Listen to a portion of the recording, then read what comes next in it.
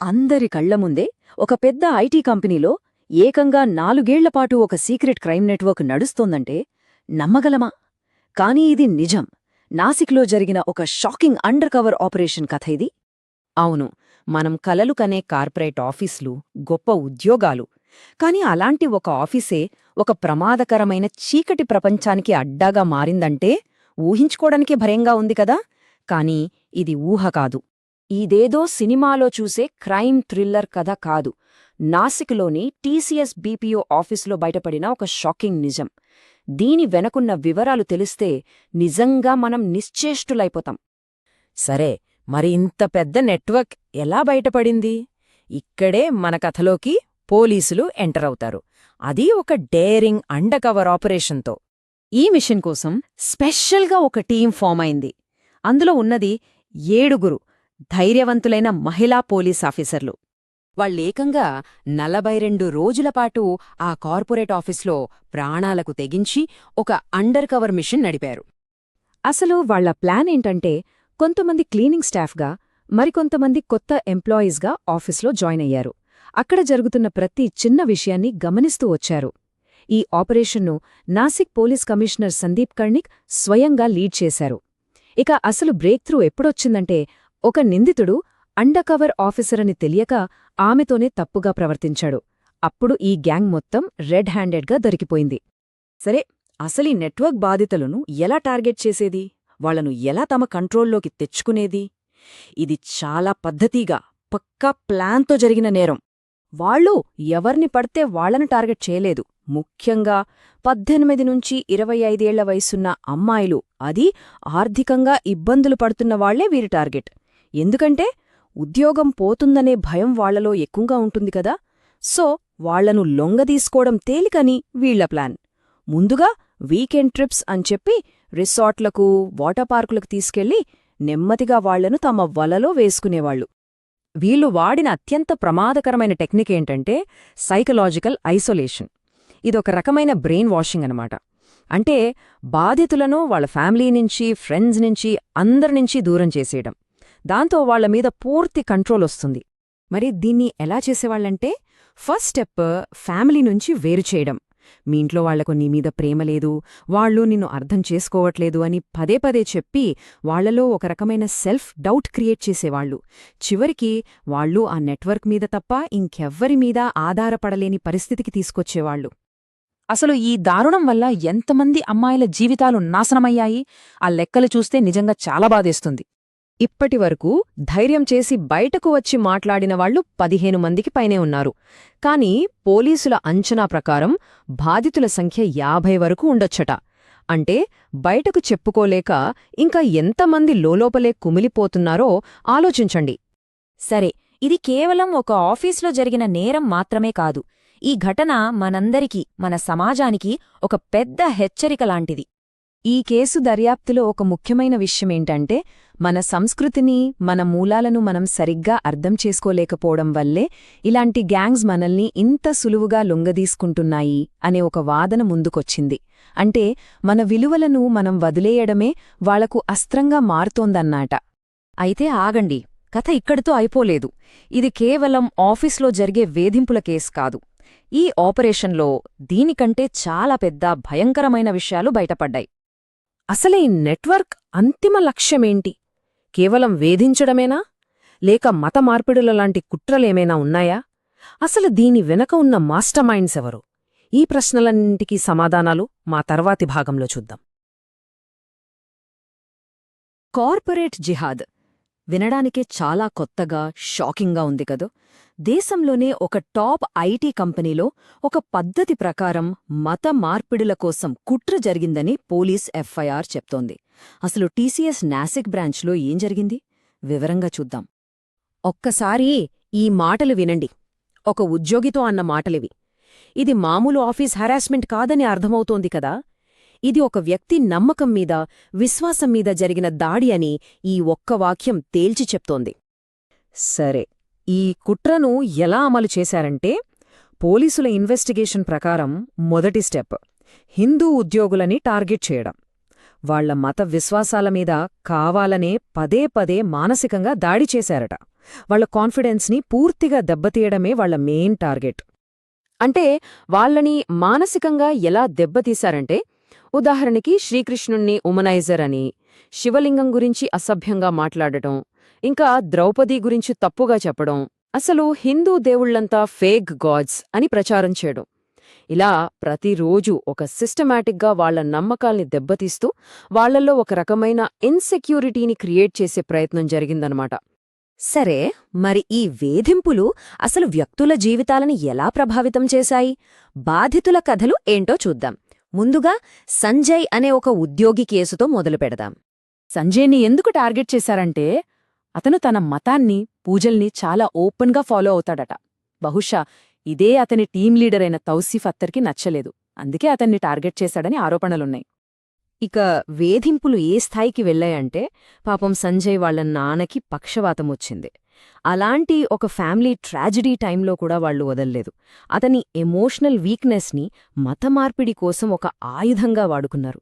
ఇది కేవలం మాటలతోనో మానసిక హింసతోనో ఆగలేదు. ఒక మెట్టు పైకెక్కింది. ఫస్ట్ అతని నమ్మకాలని గేలిచేశారు. తర్వాత అతను పక్కా వెజిటేరియన్ అని తెలిసి కూడా ఆఫీస్లోనే బీఫ్ తినమని బలవంతం చేశారట. అంతటితో ఆగకుండా అతని చేత బలవంతంగా కల్మా కూడా చదివించారనే ఆరోపణలు ఉన్నాయి. ఈ కేసులో సంజయ్ ఒక్కడే బాధితుడు కాదు, మహిళా ఉద్యోగులు కూడా ఈ కుట్రలో టార్గెట్ అయ్యారు. వాళ్లు ఫేస్ చేసిన హరాస్మెంట్, ఎక్స్‌ప్లాయిటేషన్ వేరే రకంగా ఉన్నా అది కూడా అంతే భయంకరమైనది. ఈ కుట్రం వెనుక ఉన్న క్రూరత్వం అర్థం చేసుకోవాలంటే ఈ ఒక్క ఉదాహరణ చాలు. ఒక మహిళా ఉద్యోగికి మిస్క్యారేజ్ అయితే ఆమె బాధలో ఉన్నప్పుడు, నేను చెప్పిన మౌల్వీ దగ్గరికి వెళితేనే పిల్లలు పుడతారని చెప్పారంటే ఆలోచించండి వాళ్ల దుఃఖాన్ని కూడా మత ప్రచారం కోసం ఎలా వాడుకున్నారో. ఇదంతా విన్నాక మనందరికీ ఒకే ప్రశ్న వస్తుంది. ఇంత జరుగుతుంటే ఉద్యోగులని కాపాడాల్సిన హెచ్ఆర్ డిపార్ట్మెంట్, అంటే హ్యూమన్ రిసోర్సెస్ విభాగం, ఏం చేస్తోంది? వాళ్ల కంటికివేమీ కనపడలేదా? అస్సలు విషయమేంటంటే, బాధితులు ఊరికే లేరు. హెల్ప్ కోసం 4 సంవత్సరాల్లో 1 కాదు 2 కాదు, ఏకంగా 78 సార్లు హెచ్ఆర్కి ఈమెయిల్స్ పంపారు. అయినా సరే ఎటువంటి యాక్షన్ లేదు. ఫలితం 0. ఇక్కడ అసలు ట్విస్ట్ ఏంటంటే, ఉద్యోగులని కాపాడాల్సిన పొజిషన్లో ఉన్న హెచ్ఆర్ హెడ్ నిధా ఖాన్, ఇంకో అధికారి అశ్వినీ చైనాని, వీళ్లే ఈ కంప్లైంట్స్ని పట్టించుకోలేదట. అంటే నిందితుల నెట్వర్క్ ఎలాంటి అడ్డంకి లేకుండా పనిచేయడానికి వీళ్లే పరోక్షంగా హెల్ప్ చేశారనేది ఒక సీరియస్ ఆరోపణ. కాని కథ ఎక్కడితో అయిపోలేదు. పోలీసుల ఇన్వెస్టిగేషన్ ముందుకు వెళ్లే కొద్దీ ఇది కేవలం ఆఫీసులో జరిగిన హెరాస్మెంట్ కాదని, దీని వెనుక చాలా పెద్ద ఒక ఇంటర్నేషనల్ కుట్ర ఉందొచ్చని అనుమానాలు బలపడుతున్నాయి. మొదటి ప్రశ్న: నిందితుల దగ్గర 12 మంది మహిళా ఉద్యోగుల పాస్పోర్ట్లు దొరికాయి. అసలు వాళ్ల పాస్పోర్ట్లు వీరి దగ్గర ఎందుకున్నాయి? ఏం చెయ్యాలనుకున్నారు? రెండోది డబ్బు. ఈ గ్రూప్కి సంబంధించిన ఒకే ఒక బ్యాంక్ అకౌంట్లో 18 లక్షల రూపాయలు డిపాజిట్ అయ్యాయి. ఇంత పెద్ద మొత్తం ఎక్కడ్నుంచొచ్చింది? ఈ డబ్బు సోర్స్ ఏంటి అనేది ఇన్వెస్టిగేటర్లు తేల్చలేకపోతున్నారు. ఇక ఫైనల్గా ఈ కేస్కి మలేషియాతో కనెక్షన్ ఉందని ఆరోపణలు వస్తున్నాయి. పాస్పోర్ట్లు, డబ్బు, ఇప్పుడు మలేషియా లింక్, ఇవన్నీ చూస్తుంటే ఇది కేవలం ఒక హెచ్ఆర్ ఫెయిల్యూర్ కేసులా లేదు. బహుశా ఇది హ్యూమన్ ట్రాఫికింగ్ వరకు వెళ్లే ఒక పెద్ద అంతర్జాతీయ కుట్ర అయ్యే అవకాశాలు కనిపిస్తున్నాయి. సరే, మనం ఈ విశ్లేషణ చివరి భాగానికి వచ్చేశాం. ఇంతకుముందు మనం ఆఫీస్లో జరిగిన వేధింపుల గురించి మాట్లాడుకున్నాం కదా. అయితే పోలీసుల దర్యాప్తులో తేలిందేంటంటే, ఇది కేవలం ఆఫీస్ గొడవ కాదు, దాని వెనుక ఒక పెద్ద అంతర్జాతీయ కుట్ర ఉంది. అసలా తెర వెనుక ఏం జరిగిందో ఇప్పుడు చూద్దాం. ముందుగా ఈ నెంబర్ చూడండి, 12. జస్ట్ ఒక నెంబర్. కానీ ఈ కేసులో ఈ నెంబర్కు చాలా పెద్ద కథే ఉంది. అసలేంటి 12? దేనికి సంబంధించింది? కొంచెం ముందుకెళ్తే మనకే ఆ మిస్టరీ ఏంటో తెలుస్తుంది. సో పోలీసుల ఇన్వెస్టిగేషన్ కేవలం ఆఫీసులో జరిగిన వేధింపులతోనో మతపరమైన విషయాలతోనో ఆగిపోలేదు. వాళ్లు ఇంకా లోతుగా వెళ్లేసరికి ఒక భయంకరమైన విషయం బయటపడింది. అదే ఒక అంతర్జాతీయ హ్యూమన్ ట్రాఫికింగ్ ప్లాన్. ఇక్కడ నుంచే అసలు కథ మొదలయ్యింది. మొత్తం ఊహించని టర్న్ తీసుకుంది. ఈ కుట్రలో మొదటి స్టెప్ ఏంటంటే, ఒక పెద్ద ఆశ చూపించటం. నిందితుడు డానిష్ షేక్ బాధితులకు మలేషియాలో హై శాలరీ జాబ్స్ ఇప్పిస్తానని నమ్మించాడు. అతని మాటలు ఇంకా బాగా నమ్మించడానికి ఇమ్రాన్ అనే ఇంకో వ్యక్తిని తీసుకొచ్చాడు. అక్కడ అంటే మలేషియాలో అమ్మాయిలు ఎంత లగ్జరీ లైఫ్ లీడ్ చేస్తున్నారో చూపిస్తూ వీళ్ళని మెల్లగా బ్రెయిన్ వాష్ చేయడం మొదలుపెట్టాడు.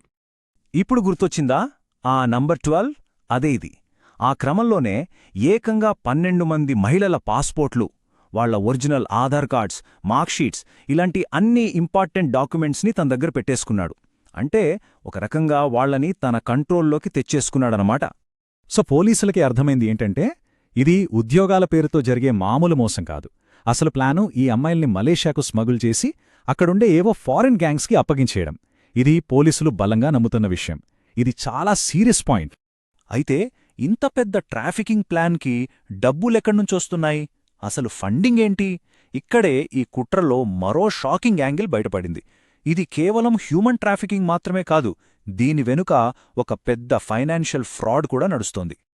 ఒక్కసారి ఈ నంబర్ చూడండి, 18 లక్షల రూపాయలు. ఎక్కడో తెలుసా? ఒక సాధారణ బీపీఓలో పనిచేసే అమ్మాయి బ్యాంక్ అకౌంట్లో జరిగిన సింగిల్ ట్రాన్సాక్షన్ ఇది. జస్ట్ ఒక్క ట్రాన్సాక్షన్. ఆలోచించండి, ఒక నార్మల్ ఎంప్లాయీ అకౌంట్లోకి ఇంత పెద్ద అమౌంట్ ఎలా వస్తుంది? ఈ ఫ్రాడ్ చూడ్డానికి చాలా సింపుల్గా అనిపించినా చాలా పక్కాగా ప్లాన్ చేశారు. ఫస్ట్ బాధితుల పేర్ల మీద బ్యాంక్ అకౌంట్స్ ఓపెన్ చేశారు. ఆ తర్వాత ఆ అకౌంట్స్కి వీళ్ల అంటే నిందితుల మొబైల్ నంబర్స్ లింక్ చేశారు. ఇక అంతే, ఆ అకౌంట్స్ ద్వారా లక్షల్లో లెక్కపత్రం లేకుండా ట్రాన్సాక్షన్స్ జరిపారు. పోలీసులు ఈ ట్రాన్సాక్షన్స్ వెనక ఒక పెద్ద హవాలా నెట్వర్క్ ఉందని డౌట్ పడుతున్నారు. హవాలా అంటే తెలుసుగా, అదొక ఇల్లీగల్ మనీ ట్రాన్స్ఫర్ సిస్టమ్. అందుకే ఇప్పుడు ఒక స్పెషల్ ఇన్వెస్టిగేషన్ టీం అంటే ఎస్ఐటి ఈ కేసుని దర్యాప్తు చేస్తోంది. దీన్ని బట్టే అర్థం చేసుకోవచ్చు ఈ కేసు ఎంత కాంప్లికేటెడ్ అనేది. మరింత సీరియస్ క్రైమ్స్ బయటపడ్డాక మన చట్టం, మన అధికారులు ఎలా స్పందించారు? ఊహించినట్టే ఈ కేసులో చాలా కఠినమైన చర్యలు తీసుకున్నారు. చూడండి, పోలీసులు నిందితుల మీద మామూలు సెక్షన్లు పెట్టలేదు. ఏకంగా MCOCA అంటే Maharashtra control of organised crime యాక్ట్ని ప్రయోగించారు. ఈ చట్టం పెట్టారంటే దాని అర్థమేంటంటే ఇది ఎవరో ఒకరు చేసిన నేరం కాదు, ఇదొక సిండికేట్, ఒక ఆర్గనైజ్డ్ గ్యాంగ్ చేసిన క్రైమ్ అని ప్రభుత్వం చాలా సీరియస్గా తీసుకుందని అర్థం. ఈ కేసు ఎంతలా సంచలనం సృష్టించిందంటే నేషనల్ లెవెల్లో దీనిపై చర్చ జరిగింది. స్వయంగా కేంద్ర మంత్రి బండి సంజయ్ గారు కూడా స్పందించి ఐటీ హబ్స్లో హెచ్ఆర్ టీమ్స్ పైన ఎంప్లాయీల సేఫ్టీ విషయంలో కఠినమైన జవాబుదారీతనం ఉండాలి అనన్నారు. అంటే ఇది కేవలం నాసిక్లోని ఒక కంపెనీ సమస్య కాదని అందరికీ అర్థమైంది. సరే, ఇప్పటిదాకా మనం ప్రాబ్లం గురించి చూశాం. మరి సొల్యూషన్ ఏంటి? ఇలాంటివి మళ్లీ జరగకుండా ఉండాలంటే మనం అంటే వ్యక్తిగతంగా, సమాజంగా ఏం చేయాలి? ఎలాంటి జాగ్రత్తలు తీసుకోవాలి? దీనికోసం ఒక 3 అంచెల వ్యూహం గురించి మాట్లాడుకుందాం. ఫస్ట్, మన కల్చరల్ రూట్స్తో కనెక్ట్ అవ్వాలి. మన చరిత్ర, మన విలువలు తెలుసుకుంటే ఇలాంటి బ్రెయిన్ వాషింగ్ని ఎదుర్కోవచ్చు. సెకండ్, ఆఫీస్లో అలర్ట్గా ఉండాలి. ఎలాంటి వేధింపులను టాలరేట్ చేయొద్దు. హెచ్ఆర్ పట్టించుకోకపోతే ధైర్యంగా పోలీసుల దగ్గరికి వెళ్ళాలి. ఇక మూడోది, మన నమ్మకాలను ఎవరైనా కించపరిస్తే అది మన హక్కుల ఉల్లంఘన అని గుర్తించి గట్టిగా ఎదుర్కోవాలి. ఇక ఫైనల్గా ఈ మొత్తం విశ్లేషణలో ఒక చాలా పవర్ఫుల్ మెసేజ్ ఉంది. ఇదొక రకంగా వార్నింగ్, ఇంకో రకంగా మన సాంస్కృతిక బలాన్ని గుర్తుచేసే ఒక పిలుపు. ఆ మెసేజ్ ఏంటంటే మన ఓపెన్ మైండెడ్నెస్ మన బలహీనత కాకూడదు. ఇది చాలా ఇంపార్టెంట్ పాయింట్. మనం అందరితో కలిసిపోవడం, అందర్నీ గౌరవించడం మంచిదే, కాని అది మనల్ని మనం కాపాడుకోలేని బలహీనతగా మాత్రం మారకూడదు. నిజమైన గౌరవం ఎప్పుడూ మ్యూచువల్గా ఉండాలి, 2 వైపుల నుంచి రావాలి. మన కల్చర్ని, మన విలువల్ని మనం కాపాడుకోవడం అనేది బాధ్యత, అంతేగాని అది ద్వేషం కాదు. ఈ నాసిక్ కేస్ అనేది ఒక పెద్ద హెచ్చరిక లాంటిది. ఇలాంటి నెట్వర్క్స్ ఎక్కడైనా, ఏ కార్పొరేట్ ఆఫీస్లోనైనా ఉండొచ్చు. మరి అలాంటప్పుడు ఇలాంటి కార్పొరేట్ వాతావరణంలో ఉద్యోగుల భద్రతను పెంచడానికి ఇంకా ఎలాంటి కొత్త చట్టాలు అవసరమంటారు? దీని గురించి మనమందరం ఆలోచించాల్సిన అవసరం ఖచ్చితంగా ఉంది.